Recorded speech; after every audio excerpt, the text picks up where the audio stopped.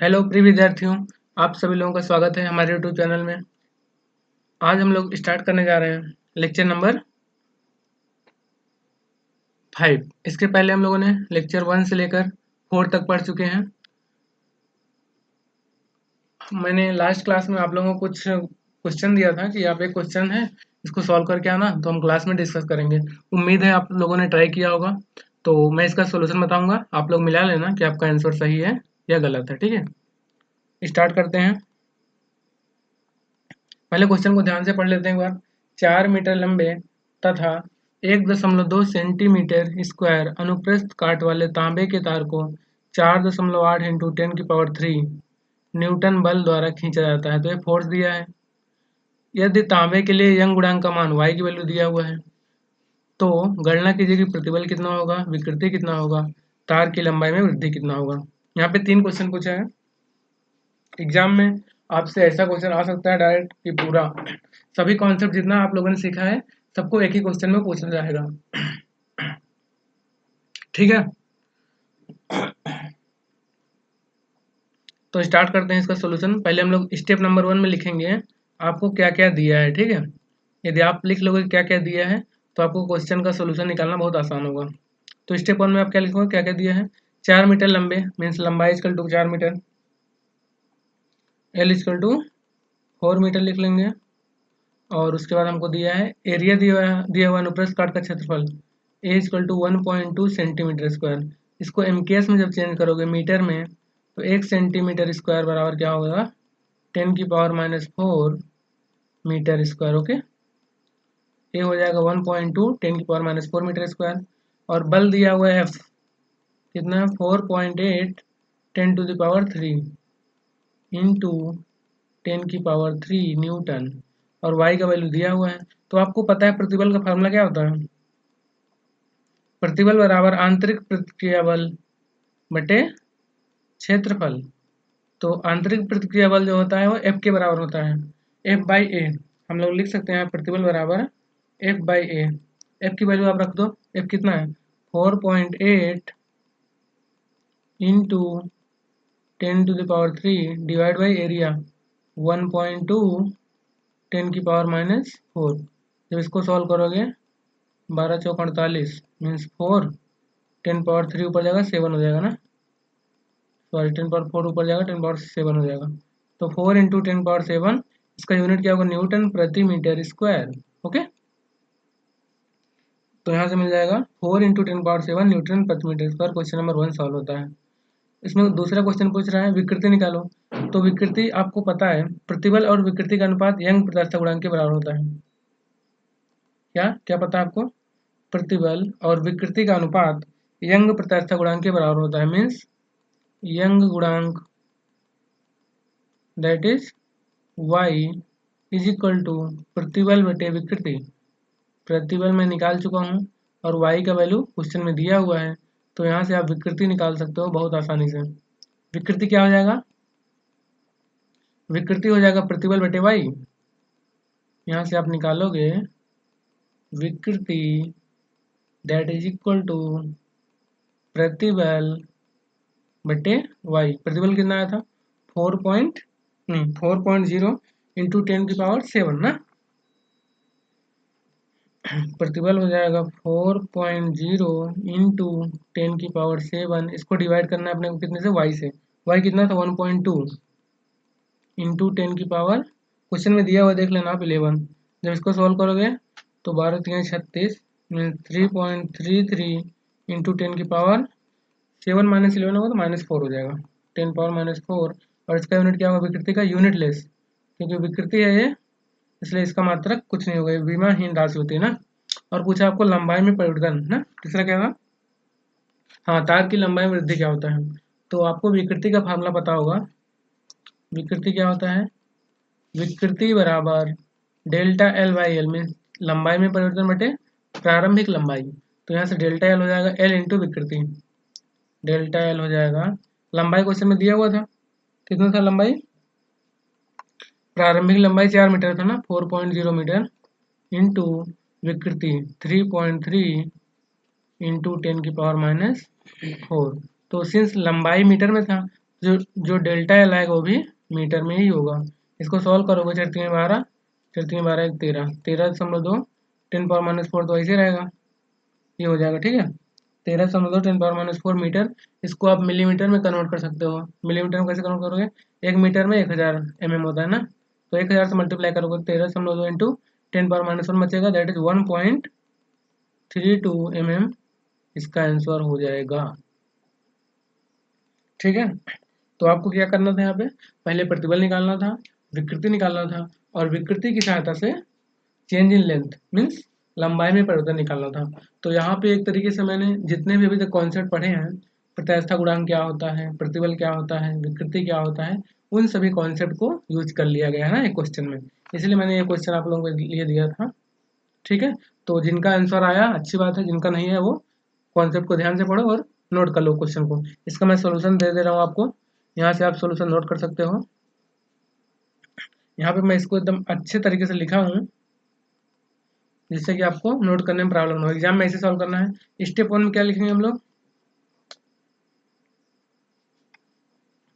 Step 1 में क्या होता है कि आपको जो डेटा अवेलेबल है, जो डेटा क्वेश्चन में दिया हुआ है उसको एक बार लिख लो। उसको लिख लोगे तो आपको आइडिया लग जाएगा कि क्या निकालना है, कौन सा फार्मूला यूज करना है। ठीक है, तो इसलिए पहला स्टेप ये है, सर्वप्रथम प्रश्न में दिए गए आंकड़े नोट कर लेते हैं। तो क्या क्या दिया हुआ था, एफ दिया हुआ था कितना, 4.8 10⁻3, ए 1.2 सेंटीमीटर स्क्वायर था, तो इसको मैं एमकेएस में कन्वर्ट किया, मीन्स 1.2 10⁻⁴ मीटर स्क्वायर। वाई की वैल्यू पता था हमको। अब क्वेश्चन नंबर 2 में, स्टेप नंबर 2 में, यदि तार के अनुप्रस्थ काट का क्षेत्रफल a तथा इसे बल F द्वारा खींचा जाता है, तब तार में उत्पन्न प्रतिबल क्या होता है, F/A है, फार्मूला आपको पता है। F की वैल्यू रख दो, A की वैल्यू रख दो, और यहाँ पे देखो मात्रक लिखना बहुत जरूरी है, न्यूटन और मीटर स्क्वायर, तभी यहाँ पे इसका मात्रक आएगा न्यूटन प्रति मीटर स्क्वायर। ठीक है, यंग गुणांक का फार्मूला पता है हमको, क्या होता है यंग गुणांक, प्रतिबल बटे विकृति। तो यहाँ से विकृति निकल जाएगा, प्रतिबल बटे यंग गुणांक, विकृति इधर आएगा और ये इधर आएगा। ठीक है, प्रतिबल व यंग गुणांक का मान रखकर विकृति ज्ञात कर लेते हैं। अब विकृति कैसे निकालोगे, प्रतिबल का वैल्यू रख दिया और यंग गुणांक y का वैल्यू, ये हो गया प्रतिबल और ये हो गया y। तो यहाँ से आएगा 3.3 10⁻⁴। इसका कोई बीमा नहीं होगा क्योंकि विकृति जो है बीमाहीन राशि होती है। अब विकृति का फार्मूला पता है हमको, लंबाई में परिवर्तन, इसको स्मॉल एल बोलो या डेल्टा एल बोलो, कोई बात नहीं है। कहीं कहीं स्मॉल एल लिखा रहता है किसी किसी बुक में, और किसी बुक में डेल्टा एल लिखा रहता है। ठीक है, तो आप डेल्टा एल बाई एल लिखो या स्मॉल एल बाई एल लिखो, बात एक ही है। तो लंबाई में वृद्धि एल हो जाएगा, अनुदैर्ध्य विकृति इंटू प्रारंभिक लंबाई, अनुदैर्ध्य विकृति इंटू प्रारंभिक लंबाई, अनुदैर्ध्य विकृति है 3.3 10⁻⁴ इंटू 4, तो हो जाएगा 13.2 10⁻⁴ मीटर या 1.32 मिलीमीटर। ओके, यहाँ इसको नोट कर लो क्वेश्चन, उसके बाद आगे बढ़ते हैं। अगला कॉन्सेप्ट है आयतन प्रत्यास्था गुणांक। इसके पहले हम लोगों ने प्रत्यास्था गुणांक के बारे में पढ़ा, यंग प्रत्यास्था गुणांक, दृढ़ता गुणांक और आयतन प्रत्यास्था गुणांक आज पढ़ने जा रहे हैं। आयतन प्रत्यास्था गुणांक, जैसा कि इसके नाम से पता चल रहा है कि इसमें क्या होगा, आयतन में परिवर्तन होगा, मीन्स बल लगाने से आयतन चेंज हो रहा होगा ना। नाम से पता चल रहा है आप लोगों को कि आयतन से रिलेटेड कुछ बातें यहाँ पे होनी है।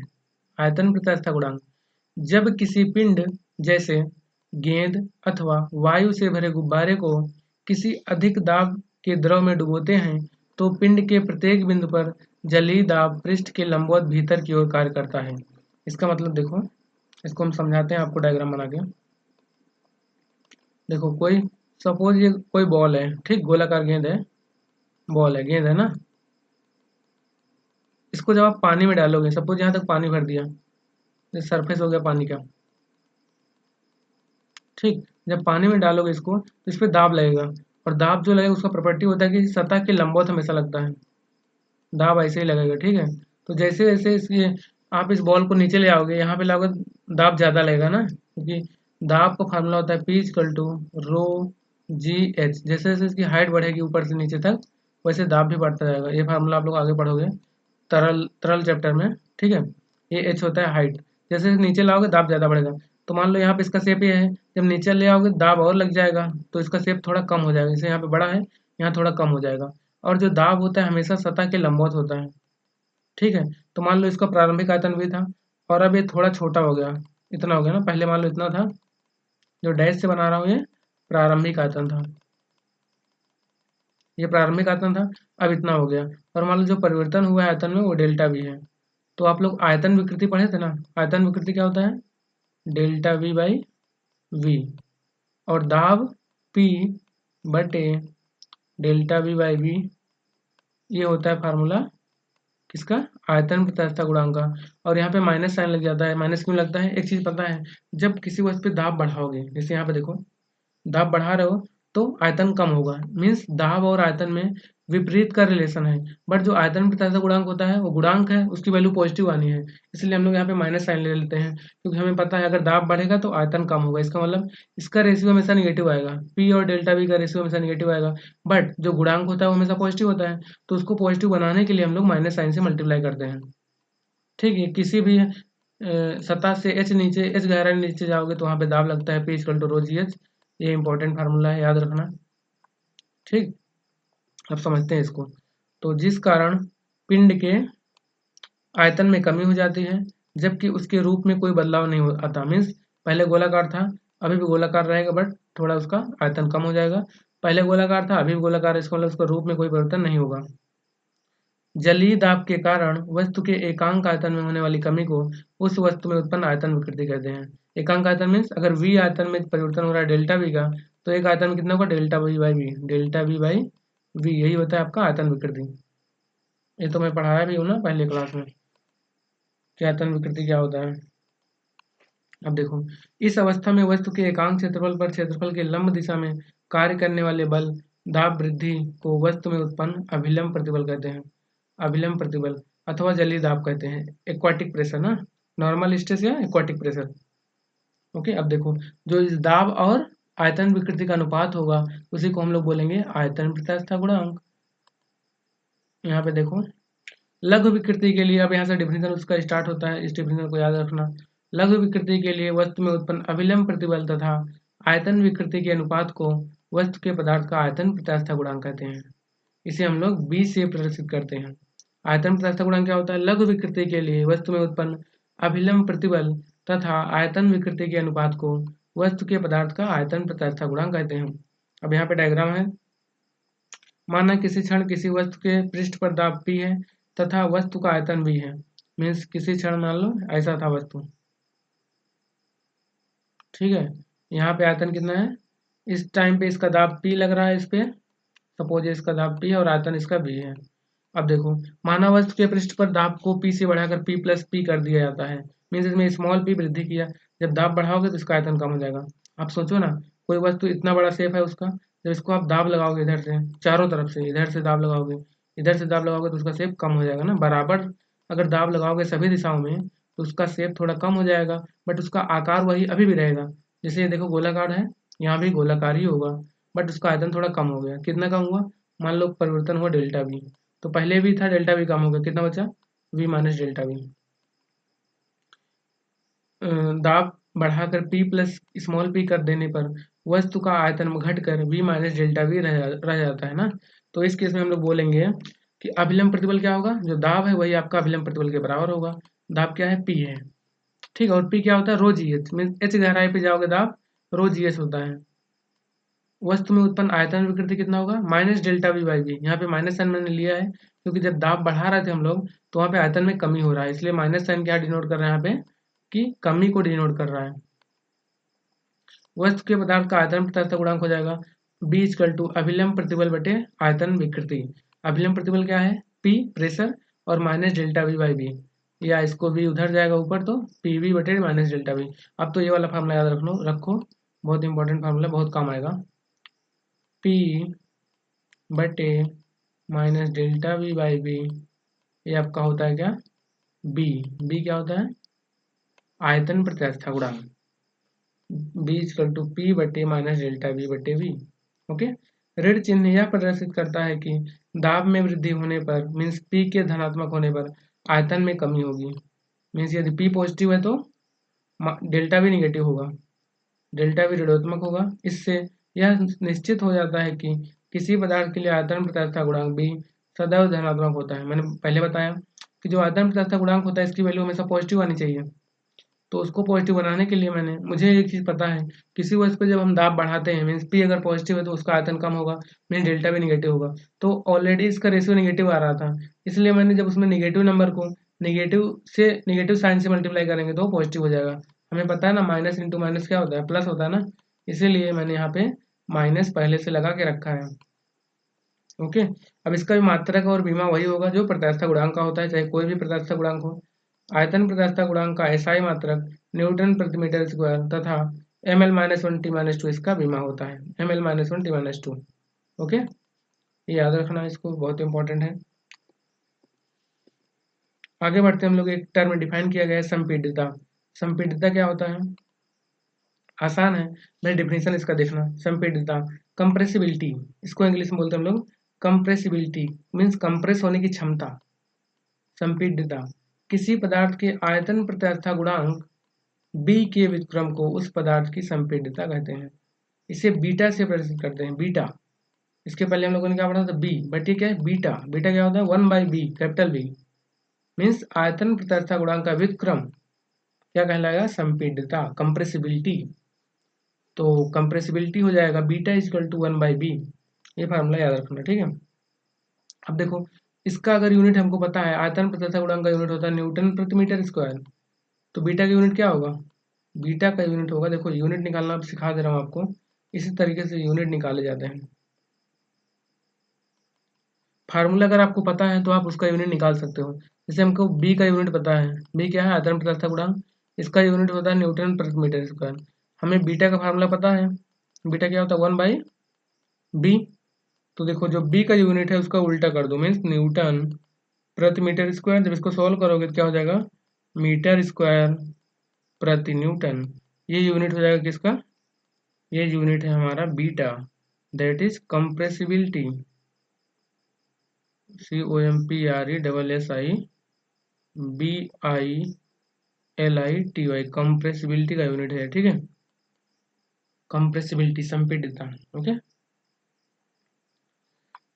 रबर की उसके बाद देखो, किसी पदार्थ की संपीड्यता यह प्रदर्शित करती है कि उस पदार्थ को कितनी आसानी से दबाकर उसके आयतन में कमी की जा सकती है।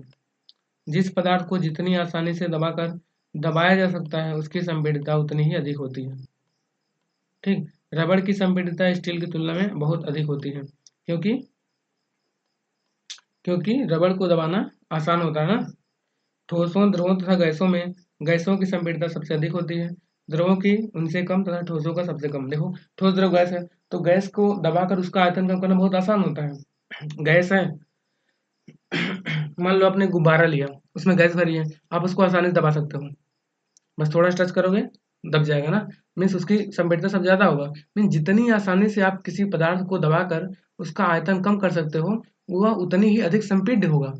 जैसे आप द्रव ले रहे हो, मान लो लिक्विड लिया, सपोज वाटर लिया ना, वाटर जब आप प्रेस करोगे तो गैस के कंपेरिजन में ज़्यादा फोर्स लगाना पड़ेगा, ज़्यादा दबाना पड़ेगा, तब उसके आयतन में कमी होगी। और ठोस ले लिया तो ठोस को आप कितना भी दबाओगे ना, वो उसका आयतन में परिवर्तन नहीं होगा।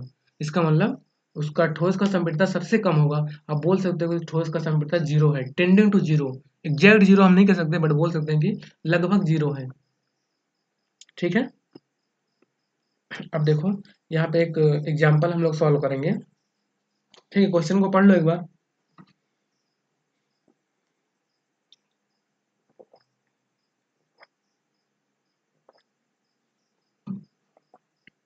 एग्जाम्पल करेंगे, क्वेश्चन क्या है, क्वेश्चन अपना, रबड़ का आयतन प्रत्यास्थता गुणांक 9.8 10⁸ न्यूटन प्रति मीटर स्क्वायर, मीन्स क्या दिया हुआ है, के दिया हुआ है ना। आयतन प्रत्यास्थता गुणांक क्या होता है, सॉरी बी होता है ना, आयतन प्रत्यास्थता गुणांक बी दिया हुआ है। रबड़ की एक गेंद को एक झील में उसकी तली तक ले जाया जाता है।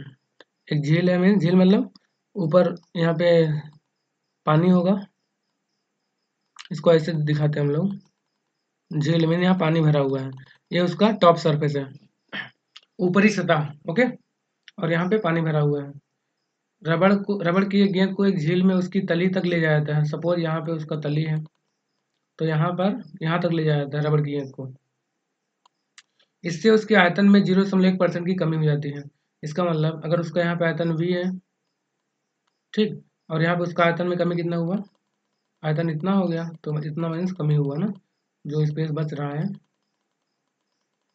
देखो ये वाला पार्ट क्या हुआ, डेल्टा वी, डेल्टा वी कमी हुआ, बट यहाँ पे आपको परसेंटेज में दिया हुआ है, तो परसेंटेज में कमी आप कैसे लिखोगे, delta V by V into 100, ये परसेंटेज कमी हो गया ना।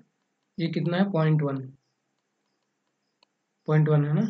झील की गहराई ज्ञात कीजिए, मीन्स आपको निकालना है कितना नीचे तक बॉल को ले जाया जाता है, मीन्स इसकी गहराई कितना है, एच दिया है, झील का घनत्व दिया है, और ये दिया है ना। तो बहुत आसान है, आपको क्या करना है, आपको बी का फार्मूला पता है, क्या होता है, बी का फार्मूला पता है, पी मीन्स प्रेशर बटे minus delta B by V, अभी तो बताया ना मैंने, minus delta B by V. तो यहाँ देखो दिया था कमी, क्या है, डेल्टा बी बाई वी क्या है, कमी है, तो इसको माइनस साइन के साथ रखना पड़ेगा आपको। डेल्टा वी बाई वी कमी है ना, आयतन में परिवर्तन हो रहा है, तो यहाँ पे माइनस साइन के साथ रखोगे तो माइनस माइनस प्लस हो जाएगा, और आपको यहाँ से निकल जाएगा पी, पी निकल जाएगा ना, क्यों बी पता है, बी क्या है, ये है आयतन प्रतिशत गुणांक, ये दिया हुआ है, और डेल्टा वी बाई बी यहाँ से पता है, तो आपको निकल जाएगा पी। यदि आपको पी निकल गया, पी का मैं फार्मूला बताया था अभी कि रो जी एच, रो कितना है, जल का घनत्व दिया 1.0 10 पावर 3, और जी क्या होता है 9.8 मीटर प्रति सेकंड स्क्वायर, एच क्या है, एच हाइट कितना नीचे जाना है। तो इतना हिंट मैं दे दिया, अब आप इसको ट्राई करो, क्वेश्चन को लगाओ, ठीक है, हिंट दे दिया ना। देखो क्या है ना, फिजिक्स केमिस्ट्री मैथ कुछ भी हो, न्यूमेरिकल को आप लोग बस समझो, थ्योरी को समझो, और न्यूमेरिकल बस आप उसका देखो हिंट, हिंट क्या है, बाकी जब तक खुद से प्रैक्टिस नहीं करोगे ना, आप न्यूमेरिकल कभी भी सही नहीं कर पाओगे, क्योंकि न्यूमेरिकल में बहुत सी चीज़ें होती हैं। मान लो मैं इसका सोल्यूशन आपको दे दिया, आप क्या करोगे, देख लोगे, आप बोलोगे यार आसान तो है, इसमें क्या था, बट जब आप खुद से करोगे ना, उसमें बहुत से चांस होता है कि आप यूनिट गलत करोगे। सपोज सेंटीमीटर में लिखा है तो आप मीटर में नहीं चेंज किए, किलो न्यूटन में लिखा है आपने न्यूटन में नहीं चेंज किया, तो आंसर आपका गलत हो जाएगा। इसलिए मैं यही बोलूँगा कि आप जितना ज़्यादा से ज़्यादा हो सके क्वेश्चन प्रैक्टिस करो, एग्जाम्पल मत देखो, पहले क्वेश्चन देखो, उसके बाद उसका सोल्यूशन देखो। ऐसा नहीं कि एग्जाम्पल क्वेश्चन बुक में दिया हुआ है, आप डायरेक्ट एग्जाम्पल देख लिया, ऐसा नहीं, कभी नहीं करना, ठीक है। अपना पर्सनल एक्सपीरियंस बता रहा हूँ मैं, कि आपको अगर पढ़ना है, पहले क्वेश्चन देखो, उसको सॉल्व करो, उसके बाद यदि कोई प्रॉब्लम हो रही है, आंसर नहीं मैच कर रहा है, तब आप उसको सोल्यूशन देखो, क्या इसमें दिया हुआ है, क्या नहीं दिया हुआ है, चाहे एग्जाम्पल हो या अभ्यास प्रश्न हो, दोनों के लिए मैं बात कर रहा हूँ, ठीक है। कॉन्सेप्ट जितना बार पढ़ना उतना बार पढ़ो, क्योंकि अगर आपका कॉन्सेप्ट स्ट्रांग होगा तभी न्यूमेरिकल सही होगा, बट एग्जाम्पल देख के कभी नहीं सीख पाओगे, क्वेश्चन को सॉल्व करो, ओके। तो देखो इसका सॉल्यूशन मैं आपको प्रोवाइड किया हूँ, बट पहले आप लोग एक बार सॉल्व करना, उसके बाद ही सॉल्यूशन देखना। माना झील की गहराई h मीटर तथा झील के जल का घनत्व रो है। जब गेंद झील से बाहर है तो उस पर वायुमंडलीय दाब कार्य करता है, और जब उसे झील की तली में ले जाया जाता है तो उस पर वायुमंडलीय दाब तथा झील के जल का दाब दोनों कार्य करने लगते हैं, ठीक है। पी क्या होता है, दाब वृद्धि, एच ऊंचाई वाले जलस्तंभ का दाब, ये कितना हो जाएगा, रो जी एच। ये कैसे आया, देखो जब बॉल यहाँ पे था तो सिर्फ वायुमंडलीय दाब था, सपोज पी एटमॉस्फेरिक बोलते हैं इसको हम लोग, पी एटमॉस्फेरिक ना। जब नीचे आया तो एटमॉस्फेरिक तो रहेगा इसके ऊपर, प्लस एच गहराई, देखो ये एच गहराई का वाटर है ना, तो इसका भी दाब लगेगा, तो एच ऊंचाई के स्तंभ का दाब होता है रो जी एच। मीन्स आप एच गहराई जाओगे रो घनत्व वाले द्रव में, तो वहाँ पे रो जी एच दाब बढ़ जाएगा, तो इसमें परिवर्तन कितना हुआ, यहाँ पे पी एटमॉस्फेरिक था, और यहाँ पे पी एटमॉस्फेरिक प्लस रो जी एच, तो रो जी एच का चेंज हुआ ना, तो वही बोला है दाब वृद्धि, परिवर्तन कितना हो रहा है, रो जी एच। और डेल्टा वी वाई भी दिया हुआ है -0.1%। मैं क्या किया था, 0.1 इंटू 100 किया था, तो सिर्फ आप यहाँ पे 0.1 लिखोगे, बट अगर परसेंटेज लिखना है तो ऐसे लिखना पड़ेगा, ठीक है। तो हो जाएगा -0.1/100। अब बी का फार्मूला होता है -p/डेल्टा v/b, बी पता है आपको, और यहाँ से आप वैल्यू रखोगे जब, एच रो जी बाई -1.1/100 हो जाएगा, तो इतना हो जाएगा। आयतन में कमी होती है ना, तो इसलिए इसको माइनस साइन लिया गया है।